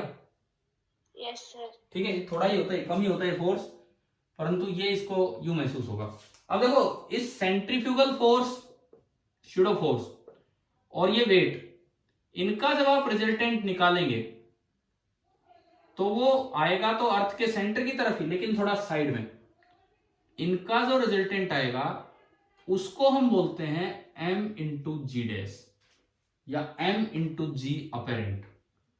m इंटू जी अपेरेंट मतलब इस आदमी को नॉर्मल रिएक्शन एक अलग चीज है। नॉर्मल रिएक्शन ये बताता है कि उसका वेट कितना वो महसूस कर रहा है। मशीन की जो रीडिंग होती है, मशीन क्या रीड करती है, वेइंग मशीन, बताओ? वेट नहीं करती है मशीन, वेइंग मशीन क्या रीड करती है, नॉर्मल रिएक्शन रीड करती है, पढ़ाया था हमने, है ना? नॉर्मल रिएक्शन रीड करती है। तो नॉर्मल रिएक्शन का काम होगा बाकी बचे फोर्सेस को बैलेंस करना। तो आप एक बार बाकी बचे फोर्सेस देख लो क्या क्या लग रहे हैं, वही नॉर्मल रिएक्शन होगा उसको बैलेंस करने के लिए। तो ये होगा mg अपेरेंट। ट्रू वेट तो mg है, लेकिन इसको जो फील हो रहा होगा that will B mg apparent. तो अगर आप mg अपरेंट निकालोगे तो देखो ये एंगल 180 माइनस लेमडा हो गया, ये पूरा एंगल, Yes, sir. ठीक है। तो mg और fp का जब आप रिजल्टेंट निकालोगे तो mg apparent this is equal to under root of पहला फोर्स mg का स्क्वायर प्लस दूसरा force m omega square R cos lambda का स्क्वायर प्लस, कहां लिखूं मैं, यहां नीचे लिख देता हूं, plus 2 times a into B into cos of angle between them, और इन दोनों के बीच का एंगल कितना है 180 माइनस लेमडा। आप बताओ क्या ये रिजल्टेंट समझ में आया, कैसे लिखा हमने? अभी बोलो, No, sir. है ना? रिजल्टेंट आ गया कि नहीं आया बताओ इन दो का? बाकी बच्चे भी एक बार जवाब दीजिए, क्या इन दो फोर्सेज का रिजल्टेंट निकालना आया? आर बराबर under root A square plus B square plus 2ab cos theta से, ठीक है। अब देखो हर एक में से m कॉमन आएगा, m square m square m square, ये स्क्वायर बन के, और वो अंडर रूट से बाहर आके इस m को काट देगा, तो ये m और ये 2m ये कट गए। तो यहां से बचता है g apparent is equal to, हम कह रहे हैं कि आपको ये फॉर्मूले मतलब याद करो, अभी ग्रेविटेशन वाले चैप्टर में ढंग से आएगा ये टॉपिक, अभी बस मैं एक आइडिया दे रहा हूं आपको। G square plus omega square R cos lambda का whole square, cos 180 minus lambda कितना होगा? Cos lambda. Minus cos lambda, second quadrant में ये नेगेटिव होता है, minus cos lambda 2 times G into omega square R cos lambda, और एक और कोस लेमडा आएगा तो ये। अब मैं आपको जो बता रहा हूं उस चीज पे आप आना, आप फॉर्मूले मत रटना, आप फॉर्मूले मत रटो, लेकिन इस चीज पे आप आओ कि अर्थ की सरफेस पे maximum effect of rotation of earth on the gravity equator पे होगा कि पोल पे होगा? इक्वेटर पे लैम्डा कितना है? इक्वेटर पे अगर कोई आदमी है तो उसके लिए लैम्डा कितना है? 0. 0। और पोल पे अगर कोई आदमी है तो उसके लिए लैम्डा कितना है? 90, Yes, sir. ठीक है। तो देखो अगर आप लैम्डा 90 रखते हो तो कोस 90 0, कोस 90 0, तो जी अपरेंट बराबर जी आ गया, Yes, Yes, sir. sir. यानी कि no effect of rotation of earth on the value of G at the poles. Poles पे जी की वैल्यू पे रोटेशन का कोई इफेक्ट नहीं होने, कोई इफेक्ट नहीं होने, बाकी पूरी धरती पे इफेक्ट होगा और जी थोड़ा सा कम हो जाएगा। अब मैं पोल की बात, इक्वेटर की बात करूं तो नो की बजाय आप कर देंगे मैक्सिमम इफेक्ट, क्योंकि cos 0 1 होता है। मैक्सिमम इफेक्ट कहां पे होगा? इक्वेटर पे। देखो मैं फिर कहता हूं ग्रेविटेशन में अच्छे से टॉपिक आएगा फॉर्मूले के साथ, अभी फॉर्मूले याद नहीं करने, अभी ये सीखना है कि स्यूडो फोर्स की वजह से क्या इफेक्ट पड़ा। तो हमें ये समझ में आया कि पोल्स पे तो कोई फर्क ही नहीं पड़ रहा है, जितनी ग्रेविटी की वैल्यू होनी चाहिए एक्सेलरेशन ड्यू टू ग्रेविटी उतनी ही है, बाकी पूरी धरती पे हर जगह जी थोड़ा थोड़ा कम हो रहा है। और सबसे ज्यादा कमी किस जगह महसूस हो रही होगी लोगों को? कहां पे? इक्वेटर पे। Pole पे, sir. सबसे ज्यादा कमी जो होगी वो इक्वेटर पे होगी, ठीक है। मतलब ये टॉपिक ग्रेविटेशन का है, लेकिन हम थोड़ा उसे सर्कुलर की तरह यहां पढ़ के चल रहे हैं कि भाई किस तरह से ये चीज आपने देखी, ठीक है। अब मैं इसमें एक और चीज आपको बताऊं, चलो ये तो हो गया, कर लेंगे ना इस पे कोई सवाल आते हैं तो इस तरह के। अभी इस चैप्टर में फॉर्मूले वाले क्वेश्चन नहीं आएंगे, क्योंकि ये फॉर्मूले और अच्छा बना के ग्रेविटेशन भी याद करेंगे। ये इफेक्ट टाइप क्वेश्चन आ सकते हैं, क्या इफेक्ट हुआ क्या नहीं हुआ, इस तरह से।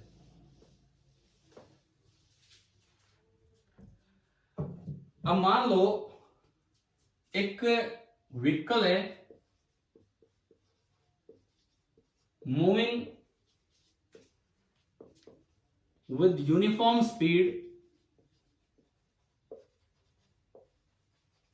on a road। एक रोड पे कोई व्हीकल यूनिफॉर्म स्पीड से जा रहा है। रोड कैसा है? कभी तो ब्रिज हो जाती है, कभी वो अंडरपास हो जाता है, कभी वो फ्लैट हो जाता है। क्या समझ में आ गया क्या सर, कैसा रोड है? Yes, sir. भाई ये तो एक ब्रिज है, यहाँ पे ऊपर लिख देता हूं मैं, उसके बाद ये किसी जगह जाके बन गया अंडरपास। अंडरपास समझते हो ना, आजकल रेलवे की लाइन निकल रही होती है तो उसके नीचे से रोड निकाल देते हैं, वो होता है अंडरपास। गांव में भी ऐसा बनाने लग गए हैं। और आगे फ्लैट रोड है। मान लो गाड़ी यूनिफॉर्म स्पीड से चलती जा रही है। जब गाड़ी यहां कहीं है, v स्पीड से जा रही है, एक बार मैंने गाड़ी यहां मानी v स्पीड से जा रही है, और एक बार मैंने गाड़ी यहां मानी v स्पीड से जा रही है।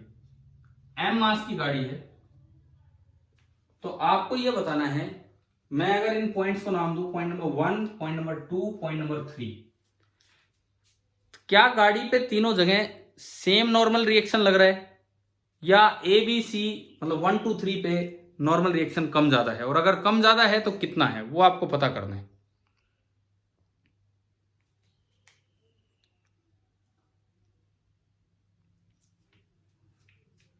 सबसे पहले सबसे आसान काम नंबर 3। नंबर 3 पे नीचे mg और ऊपर m3, मोशन सीधा हो रहा है, वर्टिकली तो कोई मोशन हो ही नहीं रहा है, तो क्या इक्वेशन बनेगी? mg is equal to m3। हाँ, तो ये लो, नंबर 3 का तो आपने निकाल दिया।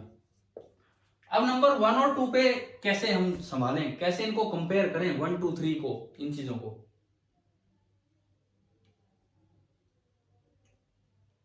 बताओ। 1 2 3 इनको कैसे कंपेयर करें? देखो, जब ये यहां से निकल रहा है तो एक सर्कल में घूम रहा है, कांस्टेंट स्पीड से घूम रहा है, तो इसमें एक सेंटर की तरफ एक्सेलरेशन होगी। सेंटर नीचे है ना इसका, और क्या एक्सेलरेशन होगी? v² बाई जो भी रेडियस होगा, जो भी इस टर्न का रेडियस होगा। क्या ये समझ में आ रहा है? Yes sir. अब देखो, इसका एबीडी सोचो, नीचे तो लग रहा है mg, ऊपर लग रहा है n1, लेकिन एक एक्सेलरेशन नीचे की तरफ है, तो बताओ ये क्या इक्वेशन बनेगी?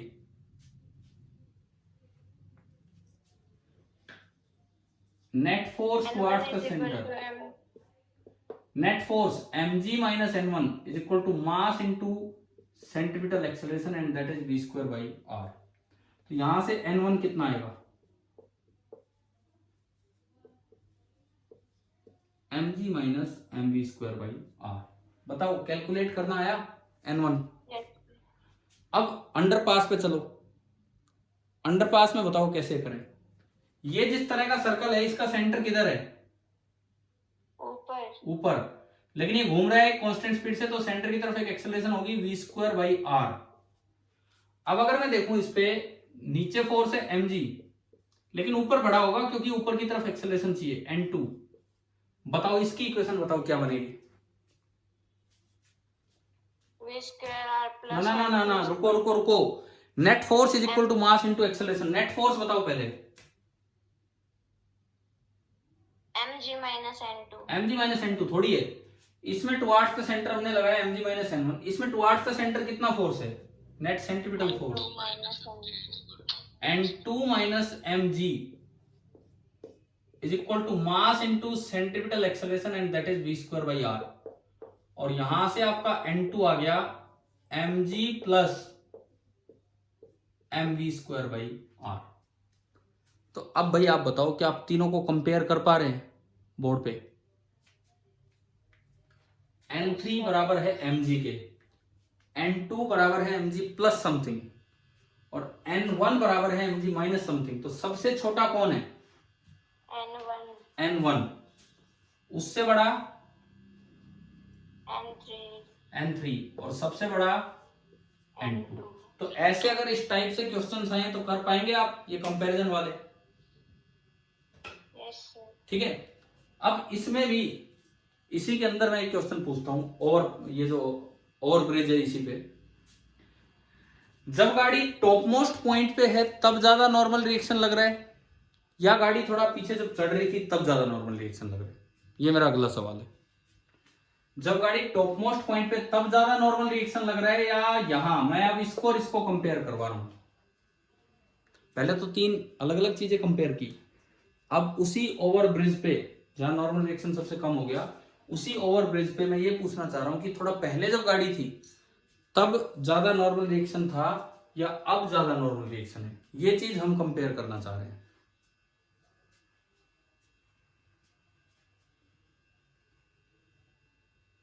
कैसे करें? सेटअप पॉइंट पे ज्यादा होगा।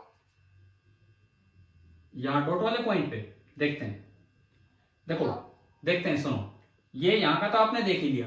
अब आप यहां ध्यान दीजिए कि यहां कैसे, जब ये यहां है तो आपने सेंटर से ज्वाइन किया, सपोज ये एंगल है थीटा, मैं कहता हूं कि ये एंगल थीटा है, दिख रहा है ना डायग्राम? Yes sir. ठीक है। अब मैं अगर इसका एफबीडी बनाऊं तो नीचे mg, नॉर्मल रिएक्शन लगेगा perpendicular to the surface n, और जो एक्सेलरेशन होगा वो इधर होगा, एक्सेलरेशन इधर होगा v² बाई r, v तो कांस्टेंट हमने लिखा है। टुवार्ड्स द सेंटर mg का कितना कंपोनेंट आ रहा है? ये थीटा तो ये भी theta. Towards the centre mg का कंपोनेंट क्या आ रहा है? mg cos थीटा, और रोकने वाला फोर्स है n। तो यहां अगर आप n निकालोगे तो इक्वेशन बनेगी mg cos theta minus n, net force towards the center over bridge पे, is equal to mass into centripetal acceleration v² by r। आया समझ में? ठीक है। यहां से अगर आप n निकालते हो तो जो n बन रहा है, मैं यहां लिखूं, वो n बन रहा है mg cos theta minus mv² by r, ये बना mg cos theta minus mv² by r। तो अब आप देखो, जैसे जैसे आप ऊपर की तरफ जाओगे थीटा कम होगा या थीटा ज्यादा होगा, बताओ? कम। कम। अगर थीटा कम होता है तो कोस थीटा कम होता है कि कोस थीटा ज्यादा होता है? ज्यादा। समझ रहे हो ना आप ढंग से क्या मैं बता रहा हूं? जैसे जैसे आप ऊपर जाओगे थीटा कम होगा, थीटा कम होगा तो कोस थीटा ज्यादा होगा, कोस थीटा ज्यादा होगा तो बताओ n बढ़ेगा कि कम होगा? बढ़ेगा। बढ़ेगा। यानी कि इन दोनों में मैं कंपेयर करूं तो n1 ज्यादा है कि n ज्यादा है? n1। क्या ये कंपैरिजन आ गया समझ में? Yes sir. ठीक है। अब एक ऐसा ही कंपैरिजन आप यहां करके मुझे बताओ। ओवर ब्रिज पे यहां का तो आपने निकाल लिया, n2 तो आपने निकाल के रख रखा है ऊपर। अगर ये थोड़ा पहले था, उसी स्पीड v से आ रहा है, अब जो नॉर्मल रिएक्शन इस पे लग रहा है n, वो n2 के मुकाबले ज्यादा है कि कम है? ये आप सोच के बताइए। अब जो नॉर्मल रिएक्शन लग रहा है n, वो n2 के मुकाबले ज्यादा है कि कम है? ये आपको बताना है।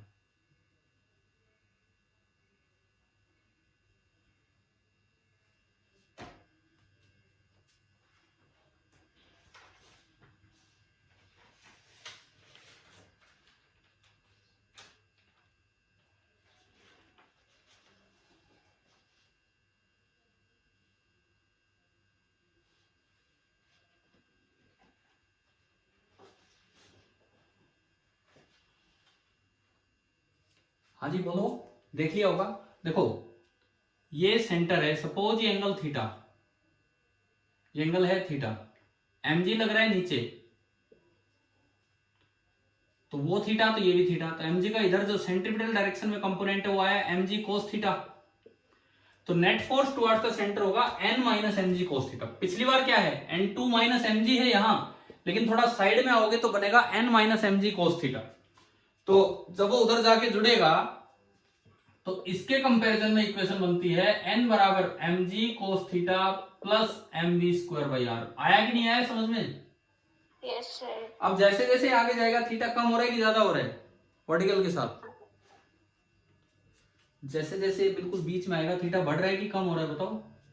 कम हो गया। कम हो रहा है। थीटा कम होगा तो कोस थीटा ज्यादा। ज्यादा होगा, तो नॉर्मल रिएक्शन वहां ज्यादा होगा। तो भाई ये इस तरह से कंपैरिजन करने आगे हैं आपको समझ में?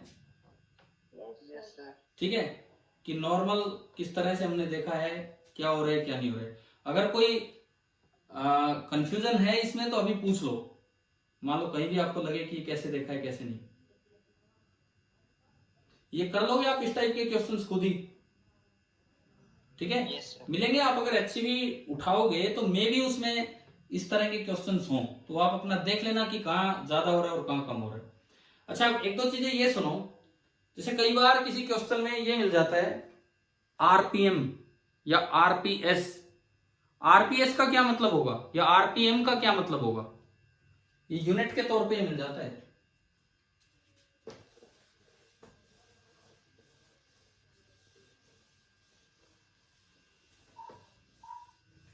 जैसे आपको दिया होगा कि it is revolving with 5 RPM या 5 आरपीएस। इसका क्या मतलब है, सुनो। ये ओमेगा की यूनिट है एंगुलर वेलोसिटी की। ये जो यूनिट्स हैं ये ओमेगा की यूनिट है एंगुलर वेलोसिटी की। अगर कहीं यूनिट यूज की है आरपीएम, एक आरपीएम का मतलब होगा 1 रिवॉल्यूशन पर मिनट।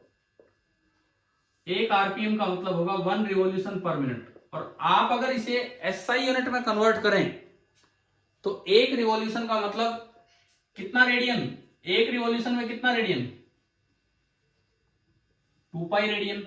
और एक मिनट में कितने सेकंड, 60 सेकंड।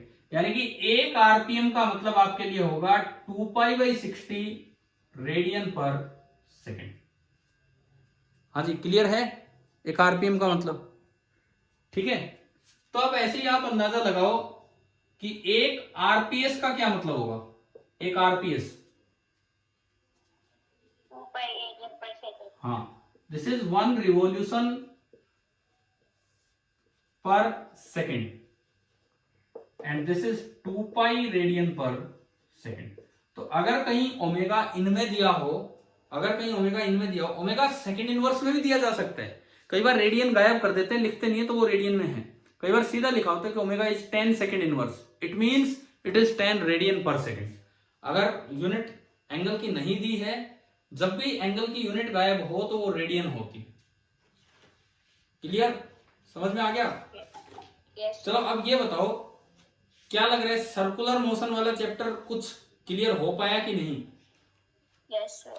ठीक है, एक आखिरी चीज मैं आपको बताता हूं इसमें, बिल्कुल लास्ट, क्योंकि इतना ही टाइम बचा है,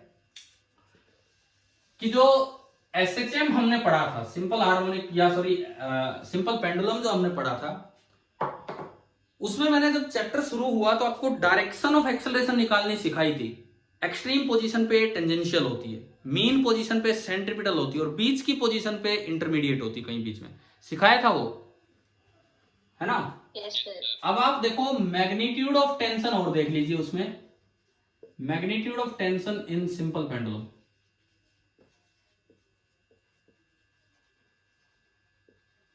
magnitude of tension in simple pendulum देखिए, ये एक्सट्रीम पोजीशन, सबसे पहले मैं यहां आता हूं, थीटा नोट एंगल पे। थीटा नोट को बोल देते हैं एंगुलर एम्पलीट्यूड, थीटा नोट को हम बोल देते हैं एंगुलर एम्पलीट्यूड। तो ये तो हुई इसकी extreme position, angular amplitude theta note.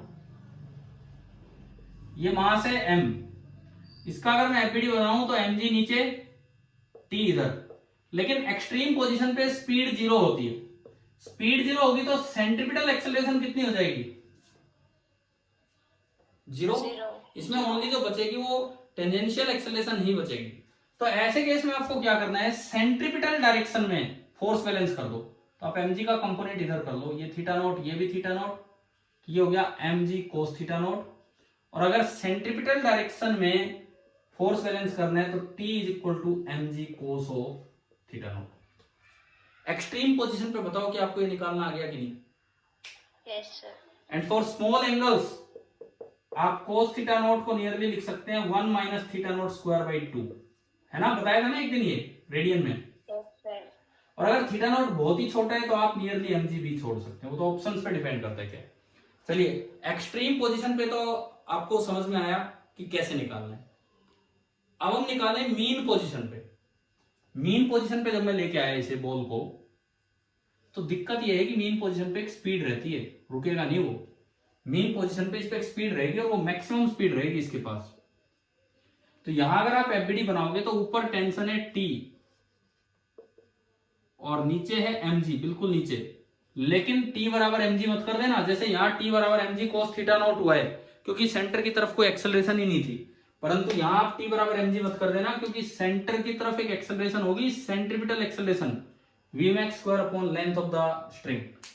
तो अब अगर आप इक्वेशन बनाओ, कभी डायरेक्टली थीटा नोट 0 रख दो। अब इक्वेशन बनेगी मीन पे T माइनस mg बराबर M V max square divide by R, जो उसकी लेंथ है।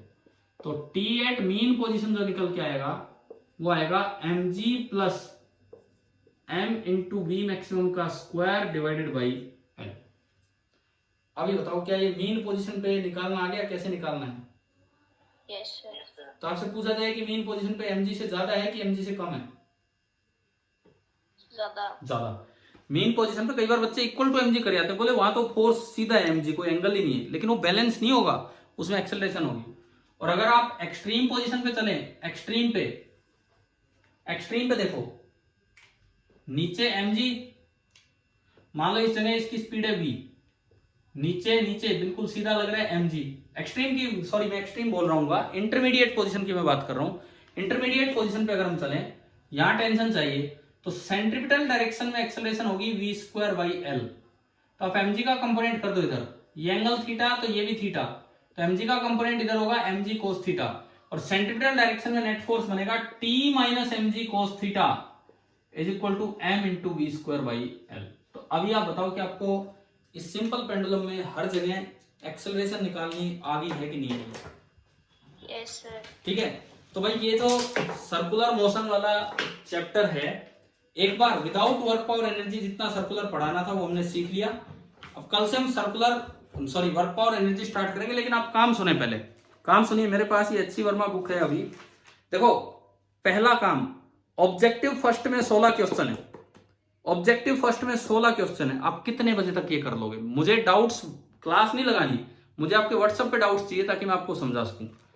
मैं केवल एक लिमिटेड टाइम में काम दे रहा हूं कुछ, अभी ठीक है आपका शाम का टाइम है, आप एक काम कर दो, आज रात को 9 बजे तक, 9 बजे तक एटलीस्ट केवल ऑब्जेक्टिव फर्स्ट कर लो। मैं ज्यादा काम नहीं दे रहा हूं, केवल ऑब्जेक्टिव फर्स्ट, और क्वेश्चन है 1 to 16। कर लेंगे कि नहीं बताओ? Yes, sir. करने हैं, ताकि 9 बजे हम आपके डाउट्स केवल ऑब्जेक्टिव फर्स्ट के ले सके, क्योंकि थोड़ा थोड़ा काम दिखेगा तो आप करोगे। ठीक है, आप व्हाट्सअप करना, मैं आपको रिप्लाई दूंगा और डाउट सोल्व करूंगा। ठीक है भाई, थैंक यू।